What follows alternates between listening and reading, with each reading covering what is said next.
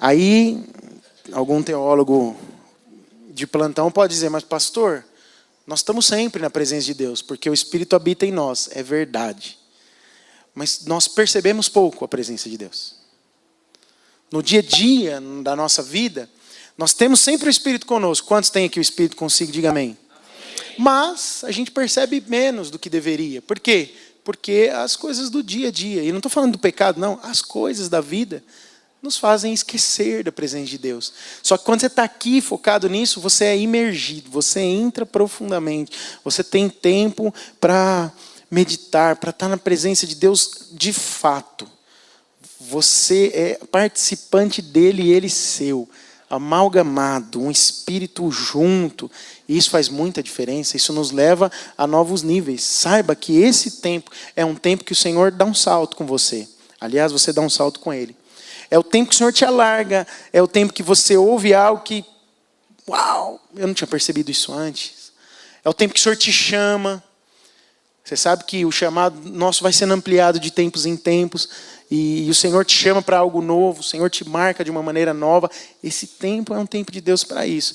Então todo aquele que tem sede de Deus e passa por esse tempo é marcado pelo Senhor. A vida é tocada. Nós não estamos aqui fazendo um compromisso simples, puramente religioso. Não, nosso compromisso não é que nem o Ramadã.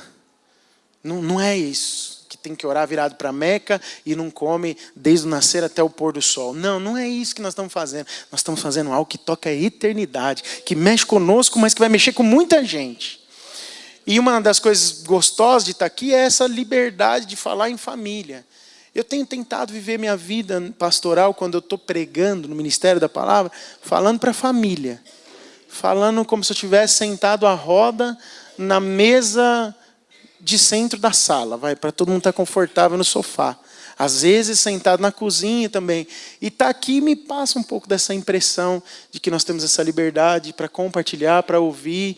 E nessas conversas de família, o Espírito Santo move, porque Cristo ele é o cabeça, nós somos o corpo. Ouvimos duas palavras preciosas, né? Estava compartilhando com o André, compartilhei um pouco com o Danilo também, antes de eles ministrarem aqui, né? Sobre essas palavras. E são palavras que a gente já recebeu de outros pastores, de outros irmãos, mas que sempre ela é um renovo para nós. Quantos aqui aprendem coisas novas toda vez que ouvem a mesma coisa? É importante isso. E ontem o Senhor falou muito conosco, hoje o Senhor continuou falando conosco. E qual que é o propósito disso? Qual que é o propósito? O que nós estamos querendo gerar no nosso meio com essas ministrações, com essas meditações? Primeiro, que cada um de nós recebeu algo da parte de Deus. Você recebeu. E se você recebeu algo da parte de Deus, esse é o coração dessa mensagem. Deus, ele vai te levar a novos níveis de frutificação, de compreensão e de avançar. De avançar. Não se trata de comparar e nem achar que tem mais ou menos do que outros. Esses dias eu estava meditando um pouco sobre isso, sobre o amor de Deus. O pastor Luiz, ele tem insistido numa coisa. Ele falou para a gente, nós estivemos com ele essa semana, e ele falou para a gente, vocês têm reparado que já há um bom tempo eu prego a mesma palavra todo domingo? Aí eu tenho reparado isso. E muitos irmãos falaram, a gente tem reparado. É a mesma palavra, irmãos. Ele está pregando o amor de Deus, ponto final. E eu tenho prática de ouvi-lo, né? Não ouço toda semana, mas ouço bastante. Ele está pregando amor, e ele está usando uma porção de argumentos bíblicos. E olha que eu vou te dizer que tem a Bíblia inteira para falar o mesmo assunto. E é impressionante a sabedoria que o Senhor concedeu a ele de falar de formas muito diferentes, exatamente da mesma coisa. Do tamanho do amor de Deus. E aí diz assim, sabe por que eu tenho falado sobre isso? Porque quando você entende que é amado, você é muito mais frutífero. Ponto final. Assim. Então, os talentos que Deus te deu, independentemente se são 2, 5, se é 1, não importa. O que importa necessariamente, porque até o André falando ontem, ministrando ontem, ele disse o seguinte, o Senhor dá a cada um conforme o quê? Sua capacidade. Então, o Senhor mesmo, e aí o apóstolo Paulo ensina que o Senhor é quem capacita, sim ou não? Logo, tudo está debaixo do controle de Deus. Ele é quem chamou, Ele é quem te capacitou, e é Ele quem deu os talentos para a sua capacidade que Ele mesmo deu. Logo, tudo veio dEle e tudo volta para Ele. Então não tem muito o que ficar pensando sobre isso. Não importa se você acha que você tem só um. Eu vou dizer para vocês que um tempo da minha vida eu achava que eu não tinha nenhum. Muito menos um. Não achava que tinha talento nenhum. Não achava que ia dar em nada a minha vida. No ministério. Aliás, em outras coisas também. Mas o Senhor vai acrescentando. E essa questão de você tomar posse, isso é revelação. Isso é o que Deus faz nesse tempo. Você fala, uau, eu nem sei quanto é talento que eu tenho, mas o Senhor tem me dado alguma coisa aqui. Eu vou multiplicar isso. Eu vou granjear. Porque a revelação é importante. A revelação é importante. E quem recebeu 5 talentos tinha muita revelação. Eu acho que a grande diferença está aí. Ter muita revelação. Revelação do amor de Deus. Uma coisa muito importante que eles citaram antes de mim, os dois citaram isso, sobre a severidade do dono dos talentos. Que aqui no caso, oh meu Deus, fugiu a palavra. Simboliza, significa o Senhor, que é o dono dos talentos. A severidade dele, para com quem? Para com o terceiro. Mas quem falou da severidade de Deus? Foi Deus? Ou foi o talentoso número 1? Foi o talentoso 1, né? Tem o talentoso 1, o talentoso 2 e o talentoso 5. O talentoso 1 falou, eu sabia que o Senhor era muito severo, o Senhor colhe onde não planta, o Senhor ajunta onde não espalha, ou espalha onde não ajunta. E aí, no versículo seguinte, se você olhar, o Senhor pergunta para ele, mas você acha mesmo, em outras palavras é isso, que eu sou esse tipo de Senhor? Não, não sou. E aí ele deixa a pergunta na entrelinhas, né? A Bíblia está cheia desses pontos de meditação e de reflexão. Você acha mesmo? Aí eu pergunto para você, você acha mesmo que o Senhor, Ele colhe onde Ele não planta? Que Ele espalha onde não ajunta? Que Ele não te ama? Você acha mesmo que o Senhor não te ama? Não, Ele te ama. A compreensão disso vai fazer você avançar. E dentro dessa linha de raciocínio, porque o Senhor quer te fazer alguém muito mais frutífero nesse ano, porque esse é o ano da bondade do Senhor, porque esse ano que você vai experimentar coisas grandes da parte de Deus, eu quero falar um pouco, eu não combinei isso com o Danilo, aliás, eu pensei em algumas coisas no decorrer dessa semana, em tudo que eu fui ministrado, mas ele cantou aqui no último canto, nos conduziu na adoração, então a glória está aqui. O tema do que eu vou falar é a glória dos filhos de Deus. Ser aquele que granjeia o talento, aquele que trabalha, aquele que investe a vida, tem glória. Fala, tem glória para você, meu irmão e minha irmã. Tem glória, diga para alguém, tem glória no ministério. Tem glória no trabalho, tem glória em ser filho. Aleluia, porque tem glória em ser filho. Tem glória em ser filho. Nós somos abençoados. E eu vou compartilhar com vocês um assunto todo. Talvez no decorrer dessa tarde ainda, né? Então, tenha paciência comigo. Romanos 3:23 é um versículo que todo mundo conhece. O que diz Romanos 3:23? Porque todos pecaram, hein? Destituídos estão do quê? Destituídos da glória de Deus. Se fomos destituídos da glória de Deus, se o pecado nos privou dessa glória, é porque existia alguma glória no homem antes do pecado. Nós estávamos inseridos numa glória, que a Bíblia chama de glória de Deus. Destituídos do quê? Da glória de Deus. Há uma glória de Deus, da qual nós somos separados com o pecado. E o que é glória? No Velho Testamento, diga comigo 3 palavrinhas aqui. Kabod, kabed e doxa. Vamos lá? Kabod, kabed e doxa. Eu não sou um fluente em nem hebraico, muito menos em grego. E nem sei se é assim que fala. Porque agora um povo filma as coisas aqui, aí tem os haters das redes sociais, aí vão ficar criticando o meu hebraico, o meu grego, né? Mas eu não sei falar, tá bom? Grego, nem hebraico. Mas eu sei que está escrito kabod, digam comigo, kabod, kabed e doxa. São as 3 traduções que a gente tem para a palavra glória na palavra de Deus. As duas no hebraico e no grego. As 2 primeiras no hebraico e no grego a última, respectivamente. Então, kabod, kabed do hebraico e doxa do grego no Novo Testamento. Vamos primeiro ver alguma coisa sobre o Velho Testamento. Lá no Velho Testamento havia alguma glória, mas a promessa de Deus é que a glória da última casa seria maior do que a primeira. Em Ageu, capítulo 2, versículo 9, um texto muito conhecido e muito falado, a Bíblia diz o seguinte: a glória desta última casa será maior do que a primeira, diz o Senhor dos Exércitos, e neste lugar darei a paz, diz o Senhor dos Exércitos. Lá no tempo de Ageu que profetizou essa palavra, dizendo que a glória da segunda casa seria maior do que a primeira, eles estavam voltando de onde? Do exílio babilônico. O povo estava voltando do exílio da Babilônia, e os mais velhos ainda tinham lembrança do quê? Da glória do templo, lá no tempo passado. Do esplendor do templo de Salomão, da glória que foi aquilo, de como Deus encheu a casa de glória. Então eles eram um pouco nostálgicos. Os irmãos tinham saudade daquilo. O povo de Deus naquele tempo tinha saudade daquilo, e não havia mais. Mas Zorobabel e Esdras, eles foram para a edificação de um novo templo, e eles terminaram e reedificaram. Mas quando eles mesmos terminaram, eles choraram. A Bíblia fala que eles choraram. Por quê? Porque eles viram que aquele ali era muito pequenininho, perto do que eles já tinham visto da glória de Deus. E aí o Senhor levanta Ageu para consolá-los, dizendo: a glória do último templo vai ser ainda maior do que o do primeiro. Mas ele não estava se referindo a esse templo de Esdras, de Zorobabel, mas ao que Deus faria nos últimos dias. É muito interessante a interpretação das profecias bíblicas. Há duas aplicações nesse versículo. Uma é literal, a outra ela é espiritual. Se a gente for olhar em termos literais para aquilo que profetizou o profeta Ageu, ele se refere ao templo de Herodes. Porque houve um outro templo, o templo de Herodes, já no Novo Testamento.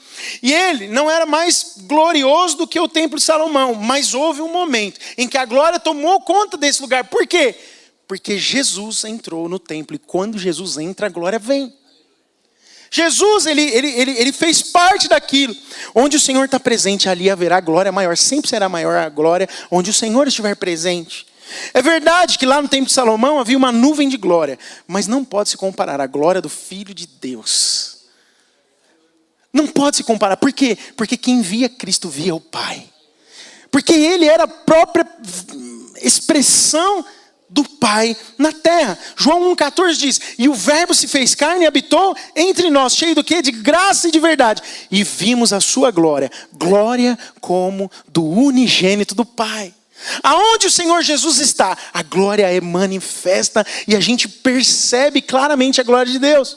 Então, em termos literais, isso se cumpre nesse momento. Observe que a glória é algo que se vê. A glória é algo que a gente pode enxergar claramente, contemplar. Por isso que os discípulos disseram que eles contemplavam a glória de Deus em Cristo. Em Cristo você vê a glória de Deus. Isso significa que todos nós temos alguma glória, porque nós a recebemos do Senhor. Sabe por quê? Porque nós somos aqueles que estão em Cristo. Se você está em Cristo, existe alguma glória em você. Tem glória. Oh, glória.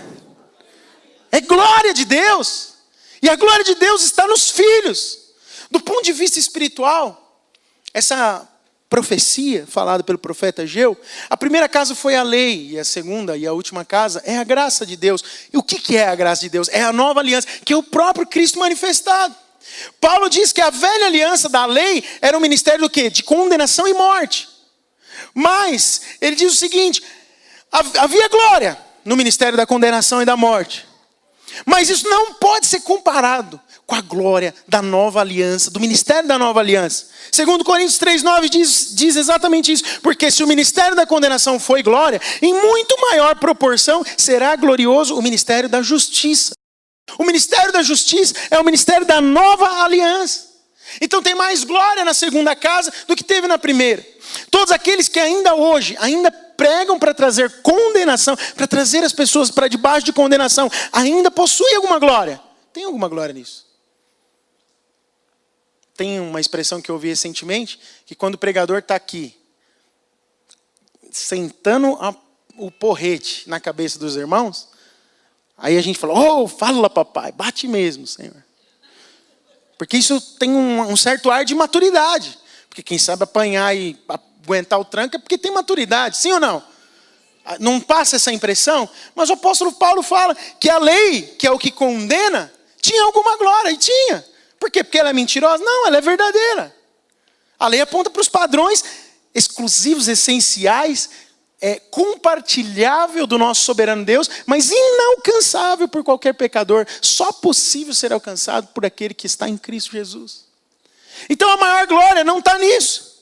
Possui alguma glória, mas não está nisso. Ela é desvanecente. O apóstolo Paulo ensina sobre isso. O ministério da fé, da justiça pela fé, ele excede muito. E muito ele excede o ministério da condenação e da morte. Por quê? Porque o ministério da condenação e da morte, ele é desvanecente. Diga comigo, desvanecente. Vai perdendo a força. Vai perdendo a força. Quando Moisés desceu do monte, pela segunda vez, com as tábuas da lei, a Bíblia fala que o rosto dele brilhava.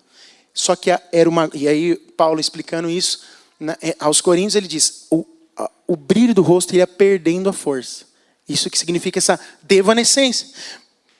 Há uma promessa na palavra de Deus. Então está posta a interpretação, tanto literal quanto espiritual, da profecia de Ageu. Amém? Os irmãos estão comigo? Estão compreendendo o que eu estou dizendo? Em Isaías 61, são 5 versículos, quero ler com você, preste atenção. Levanta-te, resplandece, porque já vem a tua luz, e a glória do Senhor vai nascendo sobre ti. Porque eis que as trevas cobriram a terra, e a escuridão os povos, mas sobre ti, Senhor, virá surgindo, e a sua glória se verá sobre ti. E as nações caminharão à tua luz, e os reis no resplendor que te nasceu. Levanta em redor os olhos e vê. Todos esses já se ajuntaram e vêm a ti, teus filhos virão de longe, e as tuas filhas se criarão ao teu lado. Então verás e serás iluminado, e o teu coração estremecerá e se alargará, porque a abundância do mar se tornará a ti, e as riquezas das nações a ti virão. Mais uma profecia, mais uma palavra forte de um profeta de Deus, Isaías. E como muitas profecias lá do Velho Testamento, ela tem as suas 2 aplicações. A primeira é natural e a segunda é espiritual. A primeira natural se refere a quem? Ao povo de Israel nos últimos dias. Deus está prometendo ao povo essa abundância de riquezas, essa abundância de glória. Mas do ponto de vista espiritual, nós somos a Israel espiritual de Deus. Nós somos o povo de Deus. Você é povo de Deus. Há uma glória reservada para você nesse tempo, porque nós vivemos os últimos dias. Estamos no tempo em que a glória de Deus cada vez mais será vista e manifesta pelo povo de Deus na face da terra. É isso que precede a volta do nosso Senhor. Então essa palavra é para mim e para você. Essa palavra profética é para nós. Nós podemos nos levantar hoje e deixar resplandecer a glória de Deus em nós. Você é canal para o brilho da glória de Deus. Você deve manifestar a glória de Deus, porque é a glória naquilo que você é. Por causa de quê? Por causa de Cristo. Os reis das nações em nossos dias são os homens poderosos. Irmãos, nós veremos dias, eu já tenho visto isso na vida de alguns homens de Deus, mas nós veremos dias que pessoas improváveis terão presidentes de grandes companhias curvando-se a si por causa da glória de Deus. A igreja de Deus vai ser abençoada através de homens e mulheres de Deus, que serão usados por Deus para uma propagação do evangelho como nós nunca vimos.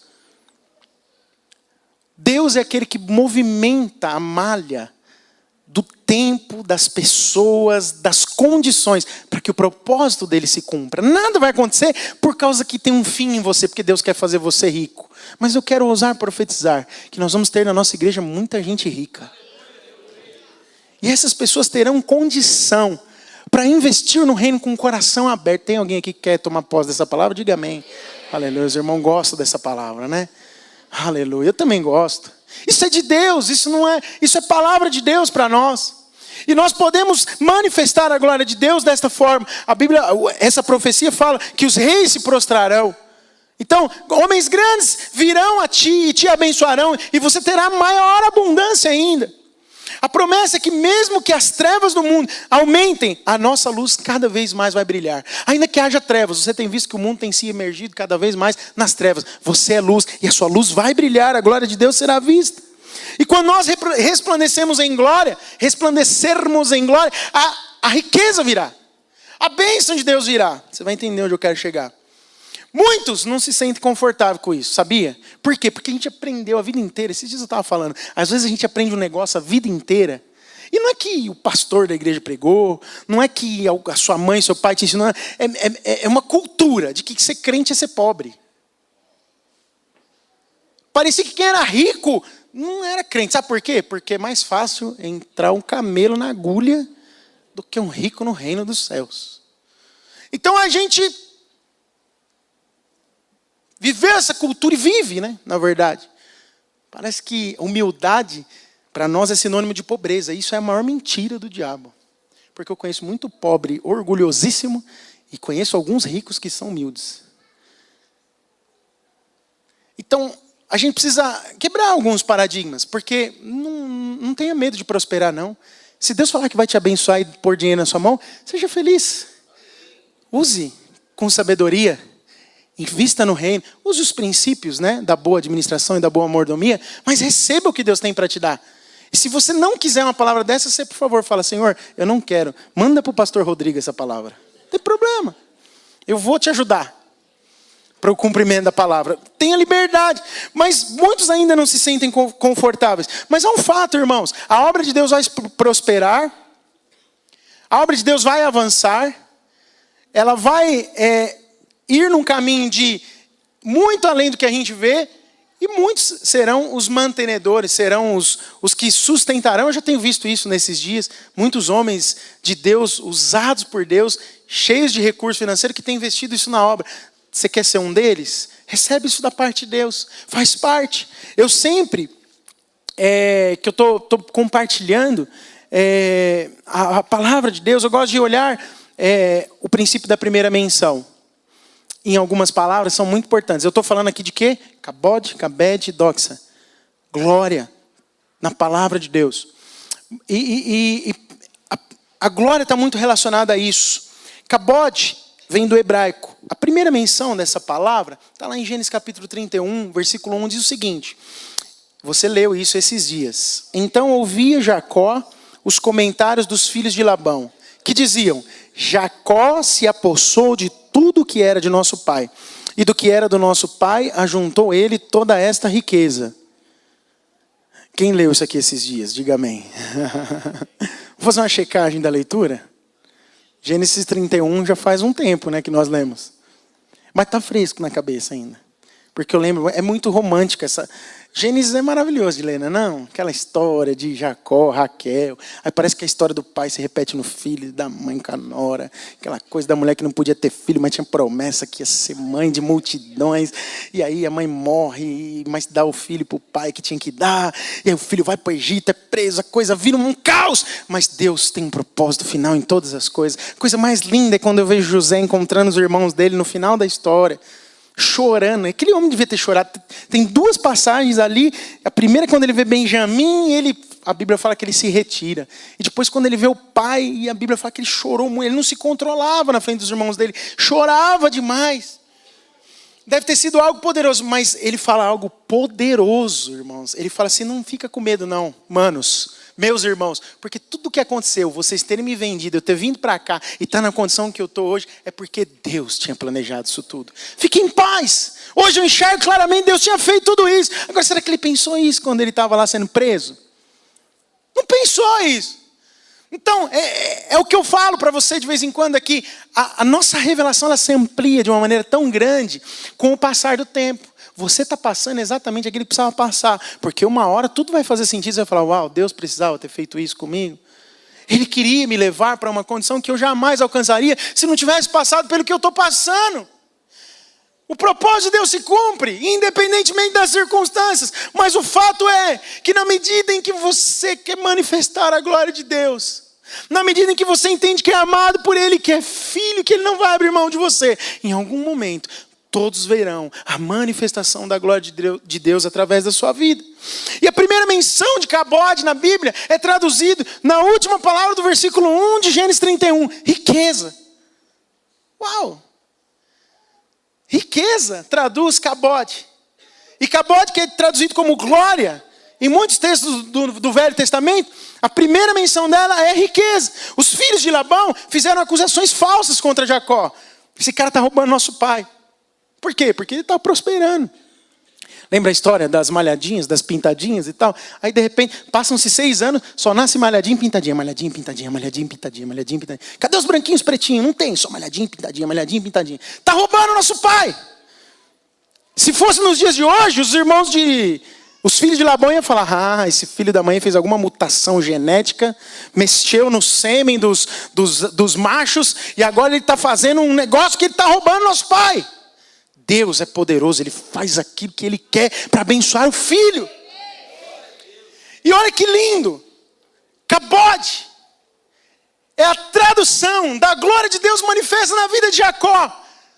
O que era a glória de Deus manifesta na vida de Jacó naquele tempo? A riqueza que vinha da parte de Deus e que nenhum homem poderia dar. A riqueza que só Deus poderia produzir. Era aquilo que estava sendo dado. Aquele que tinha uma promessa de receber do orvalho do céu. E de ser abençoado por Deus. Porque Deus tinha falado aquilo para ele. Uau! Então cabode significa riqueza. E a palavra riqueza, que vem do hebraico, aponta para a glória de Deus. Ela é derivada de uma outra palavra, chama kabed, que eu falei para você repetir comigo. E kabed significa, na sua origem, peso. Diga comigo, peso. Então dar glória a Deus também é dar peso, a importância da sua palavra e a sua presença. Você dar peso é você dar importância. E a primeira vez que a palavra kabed ela é mencionada na Bíblia está lá em Gênesis 13. Foi com Abraão. Quando Abraão era muito... A Bíblia diz o seguinte: Abraão era muito rico, possuía gado, prata e ouro. A palavra rico é kabed. Você já tinha pensado em glória desta forma?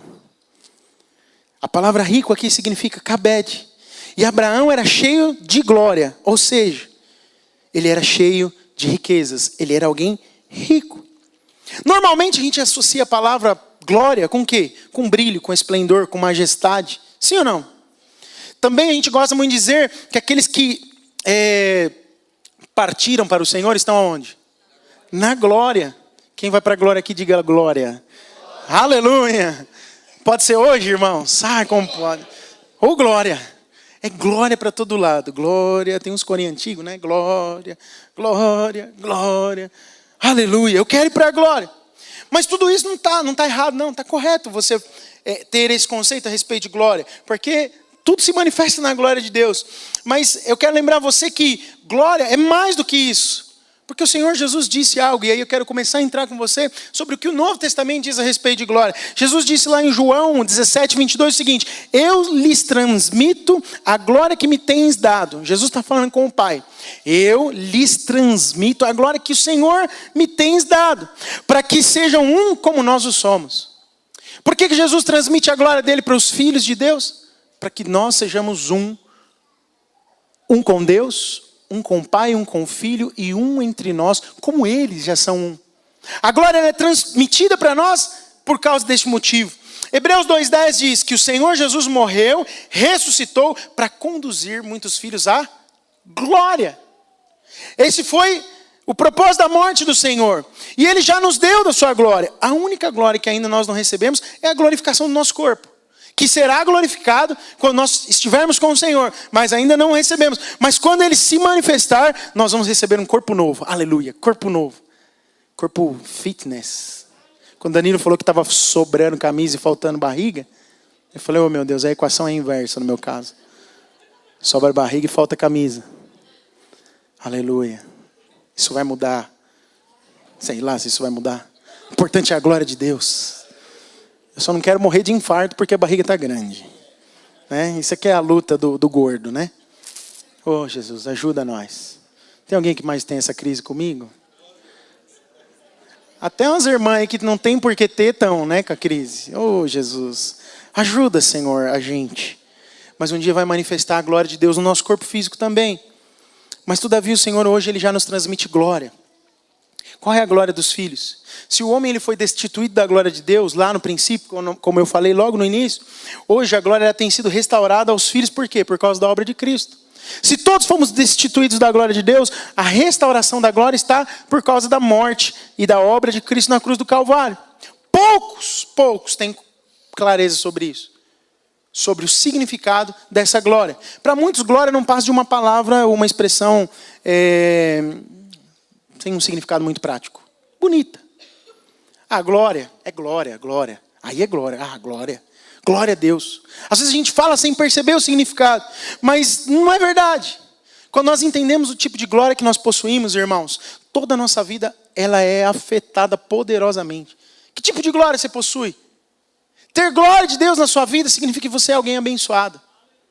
Significa a riqueza de Deus. Portanto, se você é abençoado por Deus, a glória de Deus está manifestando na sua vida. Se você tem provisão abundante, mais do que só para você, mas para dar, é porque a glória de Deus está manifestando na sua vida. Quantos podem dizer amém?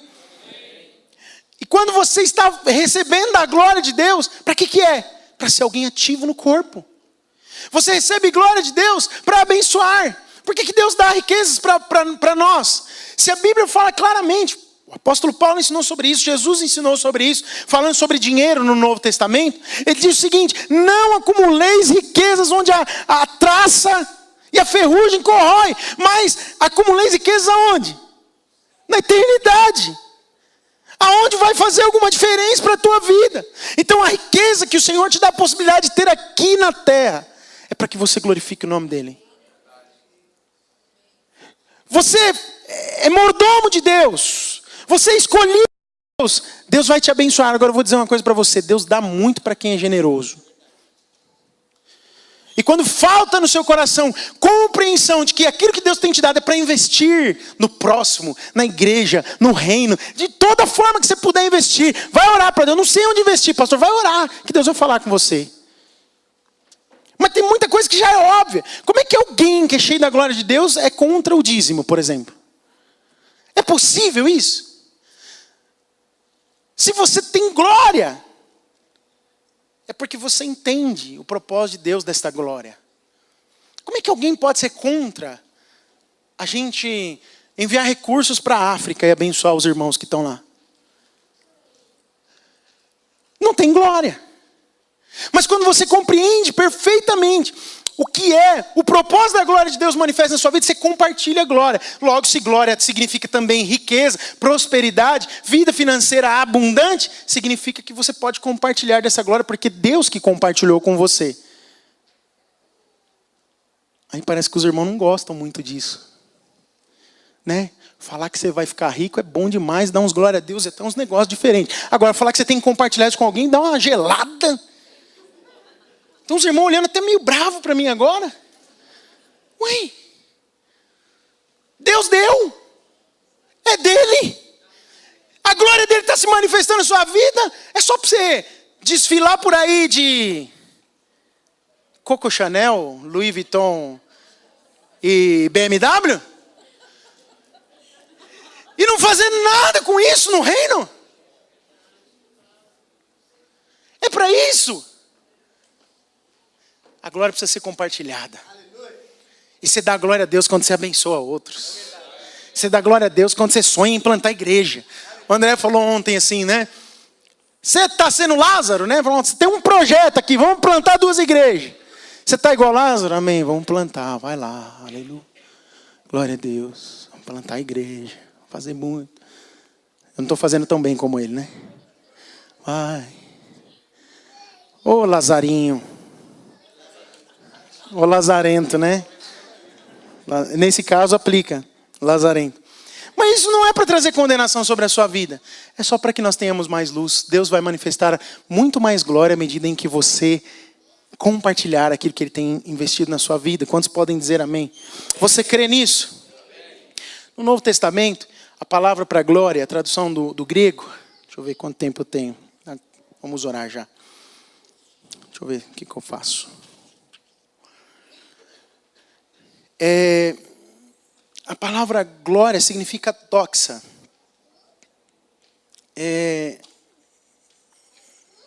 Era traduzida como doxa, né?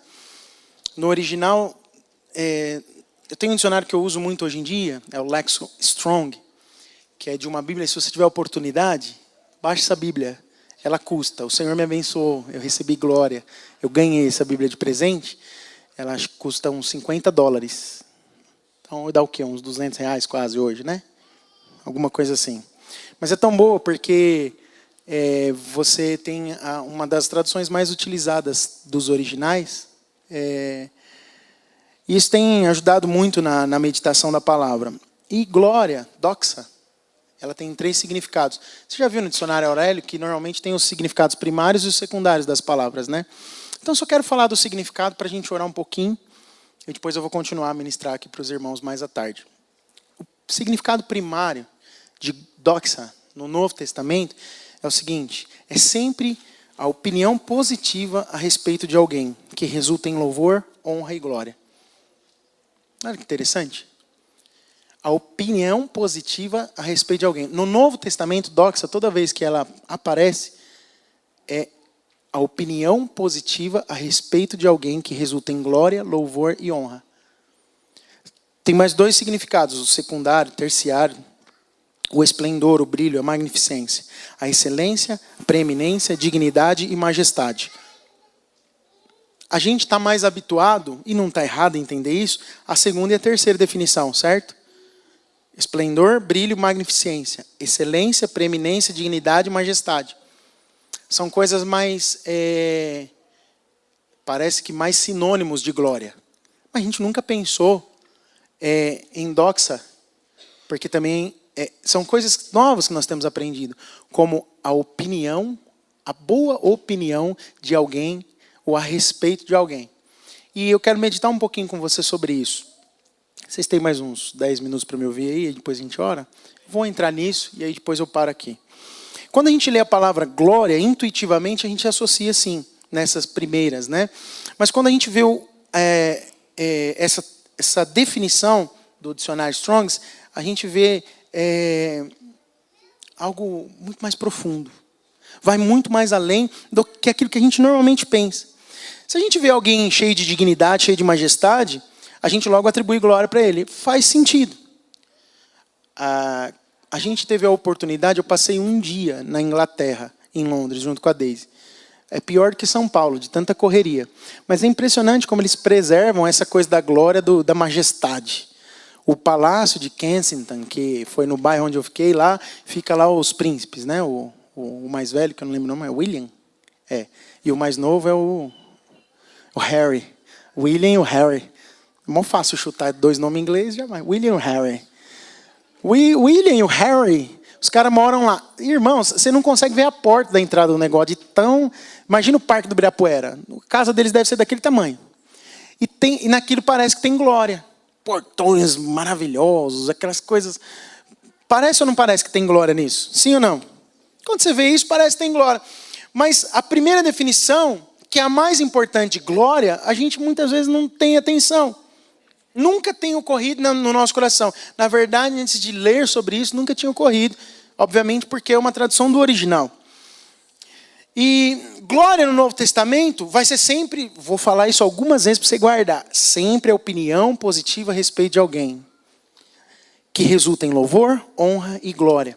Ter a glória de Deus, então, significa ter a sua opinião positiva ao meu respeito.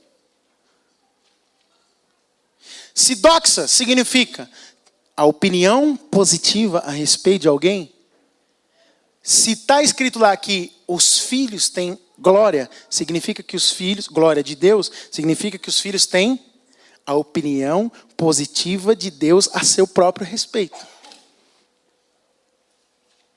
Vamos pensar biblicamente, o que a Bíblia está falando sobre isso. Quando o Senhor me concede a sua glória, Ele está afirmando a sua opinião positiva a meu respeito. Foi exatamente o que Jesus disse no texto que eu já comentei com os irmãos, João 17, 22. Eu lhes transmito a glória que me tens dado. Eu transmito aos filhos que são cordeiros comigo, participantes da mesma glória, a sua glória eu transmito com eles, para quê? Para que sejam um como nós o somos. A glória de Deus compartilhada com nós é a boa opinião que Ele mesmo tem a nosso respeito. Vamos aplicar essa definição ao versículo de João 17. Vamos tentar aplicar dentro do versículo. O que o Senhor estava dizendo? Eu lhes transmito a boa opinião. Jesus dizendo para Deus, eu lhes transmito a boa opinião que tu tens sobre mim, para que eles sejam um como nós somos um. Pense sobre isso. Quando Cristo está transmitindo glória para nós, e o que Cristo veio fazer na cruz? Transmitir o que Ele era, nos posicionar nele. Quando Ele transmite da glória dele para nós, o que Ele está fazendo? Qual é a opinião de Deus a respeito de Cristo? É uma boa opinião que transmite louvor, honra e glória. Quando nós recebemos, transmitido por Cristo, a glória de Deus, nós estamos recebendo a boa opinião do Pai a respeito de nós mesmos, que transmite louvor, honra e glória. Isso é muito mais elevado que qualquer dinheiro que você possa ter. Ter a mesma opinião que Deus tem a respeito de Cristo é a opinião que Ele tem ao seu e ao meu respeito, que transmite louvor, honra e glória. Quem tem consciência disso vai catar os talentos, meu amigo, e sair correndo que nem um desesperado. E vai falar: Senhor, me dá mais talento, porque eu preciso fazer valer todo esse louvor, honra e glória, porque o Senhor tem pensado boas coisas ao meu respeito, por causa de Cristo. Porque Cristo transmitiu uma boa opinião do Pai ao meu e ao seu respeito. Todos nós temos recebido a mesma opinião positiva que o Pai tinha a respeito de Jesus. Aleluia. Você recebeu essa opinião positiva do Pai. Glória é sempre uma opinião positiva. Olha só, em Romanos 5:1, um texto que eu repito muitas vezes aqui. Justificados, pois, mediante a fé, temos paz para com Deus por meio do quê? Do nosso Senhor Jesus Cristo. Por intermédio de quem obtivemos igualmente acesso pela fé a esta graça, na qual estamos firmes. E gloriamo-nos, diga comigo, gloriamo-nos, na esperança da glória. Diga, esperança da glória. De quem? De Deus. Gloriamo-nos na esperança da glória de Deus. Repita essa frase comigo. Gloriamo-nos na esperança da glória de Deus. Diga mais forte.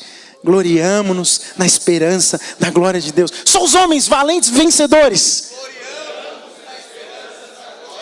Só as mulheres vencedoras. No que nos gloriamos? Qual é a nossa glória? A nossa glória está na boa opinião de Deus ao nosso respeito. Essa é a glória do Filho de Deus. Deus tem uma boa opinião ao nosso respeito. Essa é a glória que Paulo estava falando. Eu li isso tantas vezes e falava: o que é isso? Que glória de Deus. As pessoas estão olhando para mim e vendo resplendor. As pessoas estão olhando para mim e falando: uau, yeah. Não, o que te faz ser frutífero e abençoado é o tanto que você sente que você é amado. E você se sente muito amado quando você para e pensa: nossa, Deus pensa bem de mim demais. Por quê? Porque você não merecia isso. Porque se você olha para a tua essência, você é um miserável, pobre e nu. E a melhor obra que você pudesse fazer com as tuas mãos é trapo de imundícia para Deus, dado o tamanho elevado padrão que Ele tem. Mas Ele escolheu enviar Jesus para que Ele pudesse transmitir para mim e para você a mesma opinião que Deus tinha sobre Ele. Nós somos glorificados com Cristo por causa do amor do Pai. Que é isso? Que coisa revolucionária, saber que Deus, na sua infinita grandeza, escolheu enviar Jesus, não porque Ele queria humilhar Jesus, não porque Ele queria glorificar Jesus, não por nada disso, porque Ele te amou tanto que Ele queria compartilhar aquilo que Ele pensava sobre o próprio Filho com você, comigo. Que coisa preciosa, que coisa maravilhosa, que transformador. Permita essa revelação tomar conta do seu coração. Essa esperança da glória, o que é? O que a gente pode dizer então, baseado nessa definição? Que a esperança da glória é a forte expectativa de uma boa opinião de Deus sobre nós. Olha o que Paulo está falando. Justificados, pois, mediante a fé, temos paz com Deus por meio de nosso Senhor Jesus Cristo. Por intermédio de quem obtivemos igualmente acesso pela fé a esta graça na qual estamos firmes. E nos gloriamos na esperança da glória. Qual que é a esperança da glória? É a santa expectativa que nós temos todos os dias que acordamos, da boa opinião de Deus ao nosso respeito. E aonde que está essa expectativa? Deve ser colocada e baseada? É naquilo que você pode fazer de bom todos os dias? Não, é em estar em Cristo. Basta estar em Cristo. Estar em Cristo é a chave para que você seja aquele que tenha boa opinião de Deus. Quando você acordar de manhã, você pode até não saber o que vai acontecer durante o dia. Você não faz ideia do que vai te esperar naquele dia. Mas você pode ter uma forte e boa expectativa da boa opinião de Deus a seu respeito, porque você é filho amado. Oh, Deus tem uma opinião muito boa sobre você.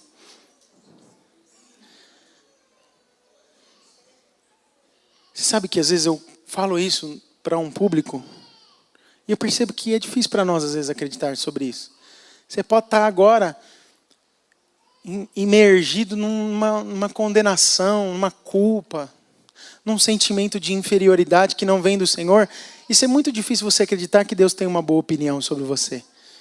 Mas se você está em Cristo e é justificado pela fé, você tem paz com Deus por meio de Jesus Cristo. Você pode se gloriar na esperança de uma boa opinião de Deus a seu respeito.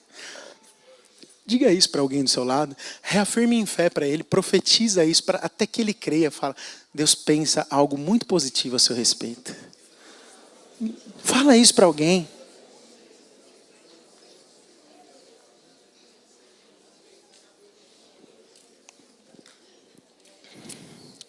Estou terminando já. Vou terminar para a gente orar. Normalmente, quando a gente... Olha só que interessante isso. Quando a gente fala com os outros, a gente pensa que eles não vão ter mais uma boa opinião a nosso respeito. Quando a gente fala com alguém, o que a gente pensa? Que essa pessoa não vai ter mais uma boa opinião a nosso respeito. Sim ou não? É normal. Até então, alguém pode ter uma boa opinião a seu respeito, mas até que você erre. Porque aí na hora que você erra com ele, a opinião muda. A opinião fica boa até o momento que você erra. A hora que você errou, a opinião mudou. É assim com os homens. É normal. Às vezes no meu relacionamento com você, se você comete um erro contra mim, possivelmente eu vou mudar minha opinião a seu respeito. Por quê? Porque eu sou homem. Porque eu olho com os olhos de homem. Mas com Deus é diferente. Mesmo quando você falha, sua posição ela é eterna e imutável. Aprenda isso. Mesmo quando você falha, e quando você comete um erro com alguém, a opinião de Deus a seu respeito ela é imutável e eterna. Ela é segura para sempre, ela é segura. E você sabe por que a gente tem dificuldade de acreditar nisso? Porque é bom demais para ser verdade. Como é que eu posso acreditar que mesmo que eu fale, a opinião de Deus não muda a meu respeito? Porque não depende de você. Depende de Cristo. Então o problema é que muitas vezes a gente não está olhando para Cristo. Está olhando para si. Não olhe nem para o si, nem para o dó, nem para o ré. Olhe para Cristo. Olhe para Cristo. Cristo é a base de tudo. Paulo ele diz que no amado nós temos a glória da sua graça. Olha só, o apóstolo Paulo é rico demais. Por quê? Porque ele prega uma palavra que é rica demais. Paulo ele diz, no amado nós temos a glória da sua graça. A boa opinião de Deus sobre nós é inteiramente baseada na sua graça. Vou só compartilhar mais um segredinho aqui dessas traduções bíblicas com você. Efésios 1:6, Paulo diz isso. Para louvor da glória da sua graça, que ele nos concedeu gratuitamente no amado. Para louvor da glória da sua graça. Então essa glória de Deus, que é a boa opinião dele, é a glória da graça de Deus. A boa opinião que é da graça de Deus, que ele nos concedeu gratuitamente. Diga comigo, concedeu gratuitamente. Está escrito assim lá? Nessa versão aí. Eu estou em Efésios 1:6. Essa tradução aí não é a que eu gosto de usar. Já falei isso para os irmãos lá de cima. É a ARA, tá bom? Então, que nos concedeu gratuitamente no amado. Conceder gratuitamente é uma palavra só, no original. Significa charito. Eu nem sei se eu estou falando em espanhol ou em grego, né? Charito. É charito. C-H-A-R-I-T-O-O. Charito. Que é uma palavra que traduz o quê? Conceder gratuitamente. Diga comigo. Conceder gratuitamente. Charito. Charito. Charito, ela só foi usada mais uma vez no Novo Testamento. Sabe aonde? Lá em Lucas 1, 28 diz assim: alegra-te, muito favorecida. Então, olha só, presta atenção comigo aqui. Efésios 1,6 diz: concedeu-nos gratuitamente. O que ele concedeu? A glória da graça, a boa opinião. Concedeu gratuitamente. Aonde que a mesma palavra é utilizada num outro momento no Novo Testamento? Lucas, capítulo 1, 28. Quando o anjo chega para Maria, a abençoada mulher que geraria o Messias, e fala para ela assim: muito favorecida, alegra-te. Muito favorecida é a tradução em português de charito. Concedeu gratuitamente. Logo, eu posso parafrasear o texto que diz assim, podemos dizer então que o amado, que no amado, diga comigo, no amado, nós somos muito favorecidos pela sua graça e boa opinião a nosso respeito. Tem que ligar os pontos, calma lá. Presta bem atenção. É quase que uma fórmula matemática, acho que é por isso que eu gosto muito dessa coisa de tradução. Por quê? No amado, presta atenção comigo. Paulo está falando aqui, no amado nós recebemos gratuitamente a glória da sua graça. Certo? Recebemos no amado gratuitamente a glória da sua graça. E a mesma palavra utilizada nesse momento que Paulo está falando, foi a palavra que o anjo usou para Maria, dizendo: alegra-te, muito favorecida. Então eu posso dizer que no amado, eu sou muito favorecido por receber a boa opinião de Cristo, porque você já entendeu o que é doxa, que é glória. Eu sou muito favorecido por receber a boa opinião de Deus a meu respeito. Na onde? No amado. Aleluia! Aleluia! Glória a Deus! Amém. E quem compreende isso, vira uma bomba atômica, produtivo, cheio de vida. Não olha para o que está distante, como disse o apóstolo Pedro, em 1 Pedro capítulo 1, versículos 9, 10 e 11. Quando ele diz o seguinte: nos tornamos completamente inativos e infrutíferos quando olhamos para longe. Quando olhamos para perto. Porque quando olhamos para longe é que nos tornamos ativos e frutíferos. Porque longe está o amor de Deus, e ele fala isso: longe foi o perdão dos seus pecados. A cruz, há 2000 anos e tantos, te perdoou de todos os seus pecados. E nós ficamos olhando o tempo todo para perto. O que é olhar para perto? É olhar para o si, para o dó, para o ré, para o mi, para o fá sustenido. Você olha tudo, menos para Cristo. Pare de olhar para si. Pare de olhar para si. Olhe para Cristo. E perceba o quanto você é favorecido pela boa opinião do Pai, compartilhada por Cristo a seu respeito. No amado. Aleluia.